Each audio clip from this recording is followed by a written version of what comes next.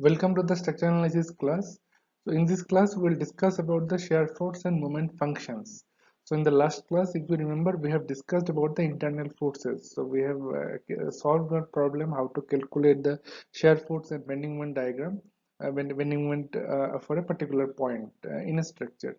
So in this class we will discuss how exactly we can compute the shear force and bending moment function in a structure. So how it will be useful? So let's see first. So for example, this is a real slab, you can see. So this slab is resting on these beams. So these secondary beams, this entire slab is resting. Again, these secondary beams are resting on this primary, these girders, beam girder. So these are the big girders. So these girders, this slab is actually resting. And now there may be a possibility that in this beam girder, so in one location maybe load will be more, maybe in the other location load may be less. So the distribution of the load in this beam girder may be different. It may not be uniform or it may be uniform. So it is better always to find out some function of bending moment and shear force. So once we derive a function for the bending moment and shear force, we just compute, we just plug in the values of x where we want to find out the bending moment or the shear force, and it automatically will get the value. So in the earlier case, in the earlier lecture, what we discussed in that is in a particular point how to calculate the bending moment and shear force that we discussed.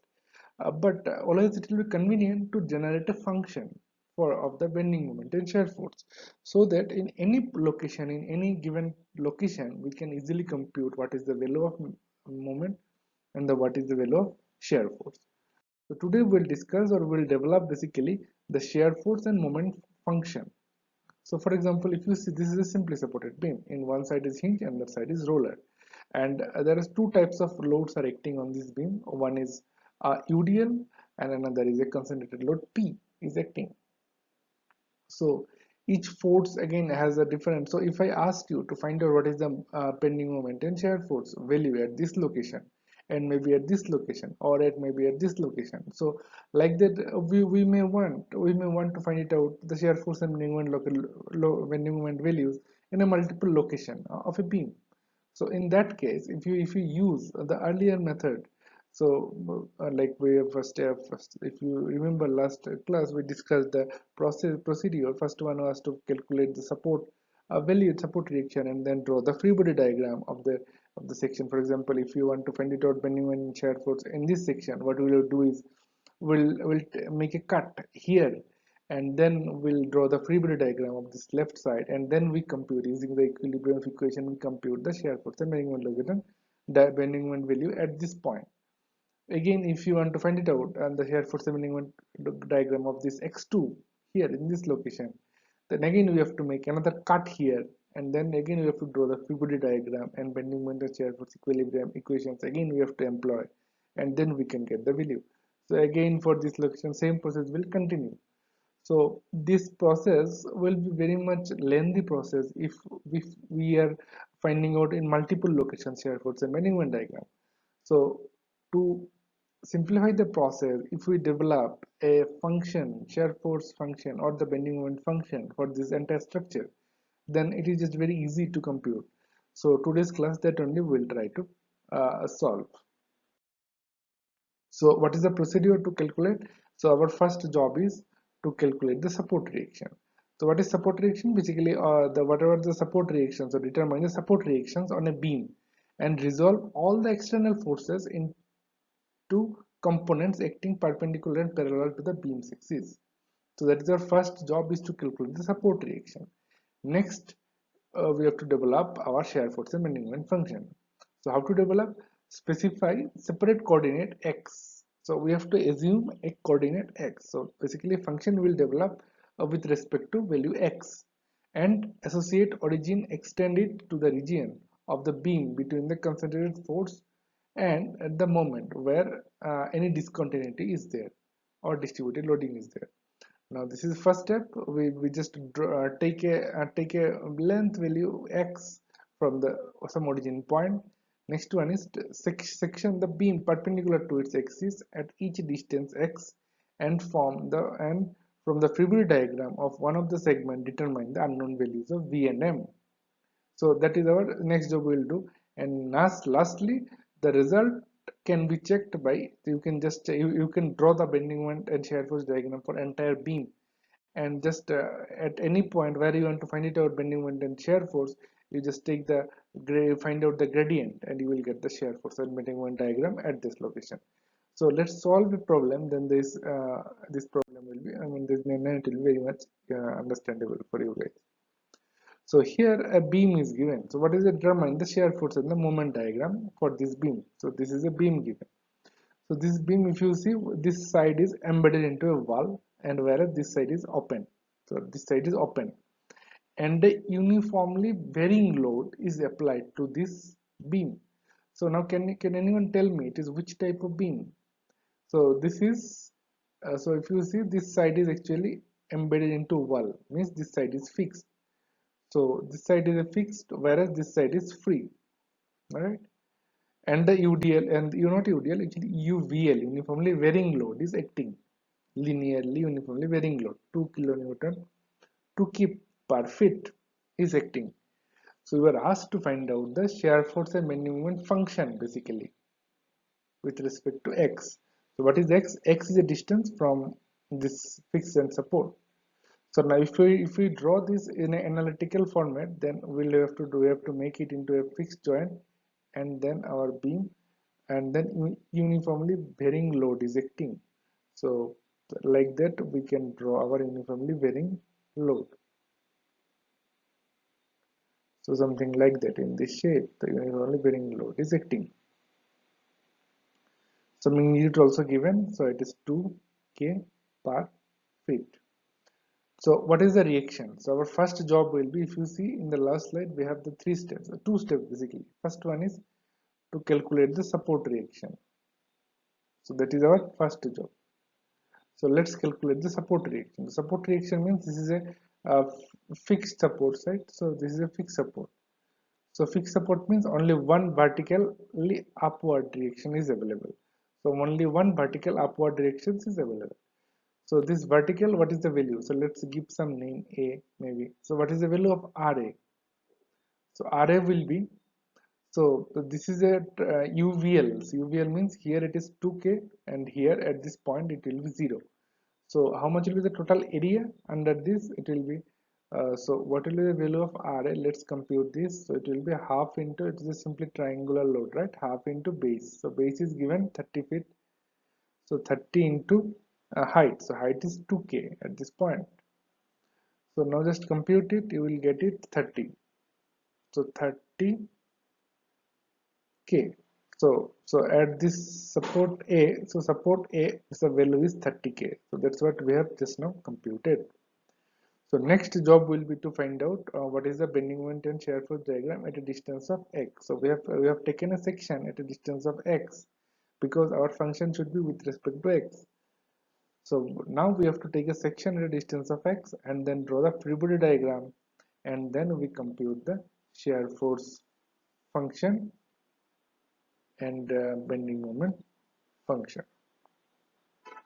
So that two we have to derive. So now let's see how to do that. So just now we have computed what will be the vertical reaction at this joint, at the fixed joint is 30K. So just in the previous slide we just computed how we got 30K. So our first job is to calculate the support reaction. So for the purpose of computing the support reaction, so we just simply calculate using the half. So total how much load is coming from this triangular area, we just computed it is 30K. So this 30K originally it is a UVL, right? It uniformly varying load, like that originally it is. But what we'll do here is we'll just replace this uniformly varying load into a single load of 30K. So total how much load is acting? So total how much load is acting is half into base into height. We have computed. So height is 2. If you remember, here it was 2K per feet, and half into base into height. So height, so 30. So 30 was the total distance. So this total distance is 30. So total how much load is acting downward? So total from, so area of this triangular area, Total 30k is acting. So which location? Now if we replace this UVL into equivalent point load of 30k, then where this 30k load will be applied? It will be applied at the centroid CG of this triangular area. So where will be the CG of this triangular area? It will be the 2/3 distance of entire thing. So entire location is 30. So 2/3 of this will be 20. So from at the 20 only this 30k is acting. So what we did essentially, we calculated how much is the total load acting downward. Total load is how much? So half into, so basically area of this triangular portion multiplied by the intensity. So intensity is 2k and the area and just area we just computed. Total 30k is acting downward. So if you replace this UVL into a concentrated load of 30k, then where it will be acting? It will be acting at a distance of 2/3 from the entire length. So which is basically 20 feet.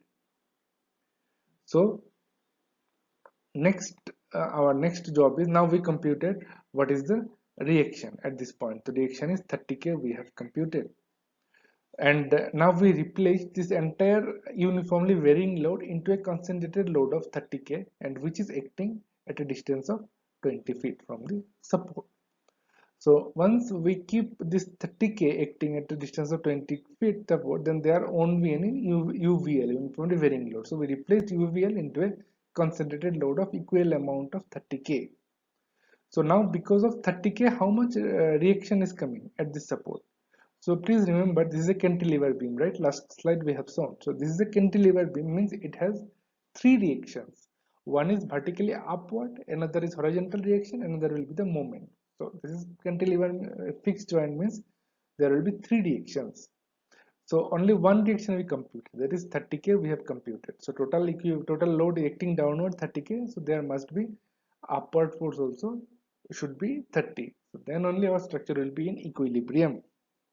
So this 30k is over now. So next we have to compute what is the moment, reaction moment at this fixed and support. So how much will be the reaction moment? So see how much applied moment is there. Applied moment is 30k acting at a distance of 20. So how much is total moment acting at this point because of applied load? 30 into 20. 30 into 20 means 600. So 600 load, 600 moment is applied at this point, which is the, what is the direction? Direction is clockwise. Then what will be the reaction? Reaction will be equal and opposite. Equal magnitude, but the direction will be opposite. So that's why reaction is given 600, but the direction is now anti-clockwise to make the equilibrium of the structure. So now we have completed our first step, that is support reaction we have completed. So two support reaction we completed. One is vertical reaction upward 30k, and the another one is moment, that is 600 keep feet. So now our next job is to calculate the shear force and the bending moment function. So now we have to draw the free body diagram. So let's draw. So this is a free body diagram. We have just assumed that at a distance of x. If you remember last slide, we have just used some distance x. So in that x, so let's do it here. So our original beam was something like that. So and uniformly varying load was acting. That was our original beam. So with these are acting downward, and total length was 30 feet, right? So now we considered it at the distance of up to this, maybe this is x, this is x. So this is a free body diagram of this up to this portion. So up to this portion, so we have taken a section at this point, and this side's free body diagram is just I have drawn here. So if you see what is the support reaction we computed here. So vertically upward is 30k and the moment is 600 kilofeet. So same thing is written here, 30k and 600 kilofeet. And how much will be the height now? So we have taken a section at this point, right? At this point. So how much will be this value? Uniform value. So this is uniformly uniformly varying load. So if this distance is x, means it will be x by 15k. That will be the uniformly, that is the moment, that is the intensity at this point.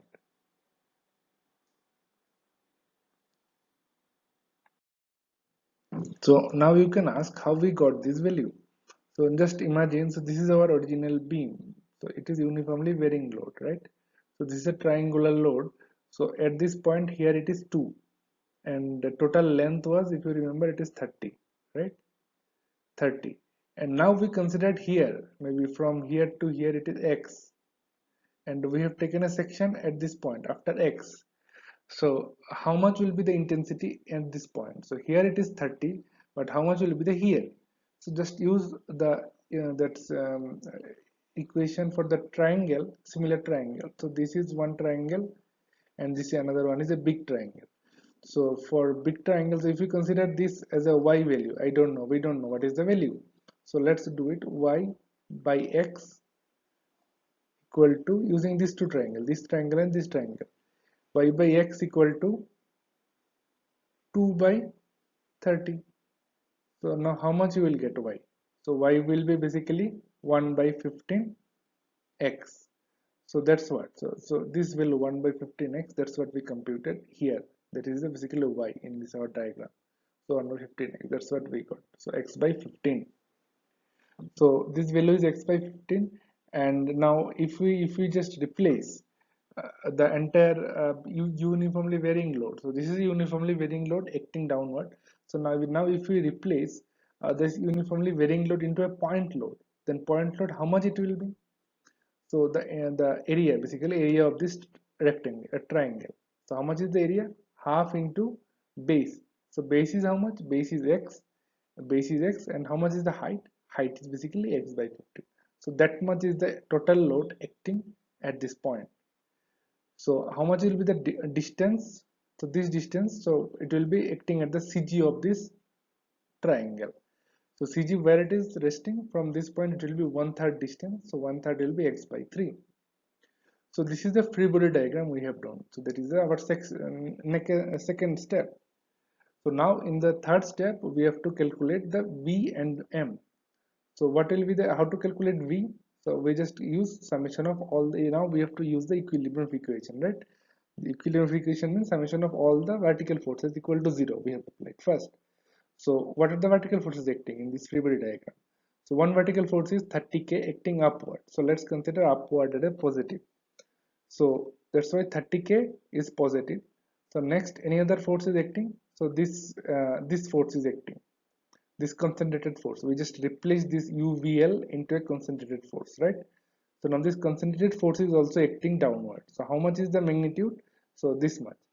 Half into x by 15 into x. So that much load is acting downward. So downward means that's why it is negative.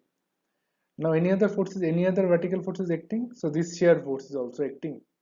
So that V, shear force, is also acting downward. So downward means negative. So this equal to 0. So this is our one equilibrium of equation. So now just substitute it, you will get V equal to 30 minus this is the value. So this is our equation. There is a function for the shear force. This is a shear force function. Now similarly we have to compute the moment function. So how to compute the moment function? So now we'll take moment s at the rate moment about s should be equal to 0. So now let's write the equation. So we have to take moment about this point should be equal to 0. Now how many moments are acting about this point? So first one is this reaction moment 600 is acting anti-clockwise. So anti-clockwise means positive we consider, so plus 600.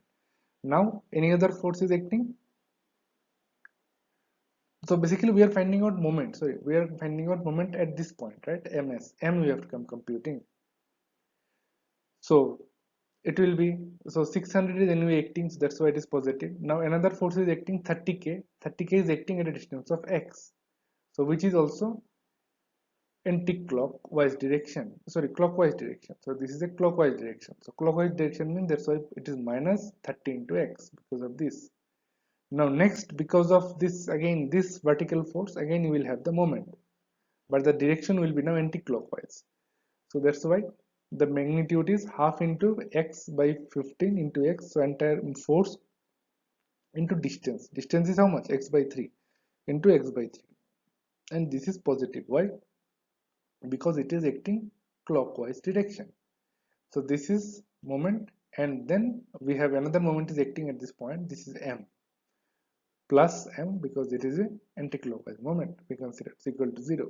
So now from this equation we can simplify and we will get the moment m, and this is the moment function for this beam. So like that we have to compute the shear force and moment function for a given beam. So now if I tell you what is the moment at any location, you just simply substitute the value of x. So x is from support. So if I tell you what is the moment at this at the from the 25 feet from this fixed end, then you just simply substitute the value of x into 25, you will get the shear force. Similarly, you substitute m with the value of 25, we will simply get the moment. So that's how this moment function and shear force function is very much useful. Very quickly we can compute the shear force and the bending moment. Thank you.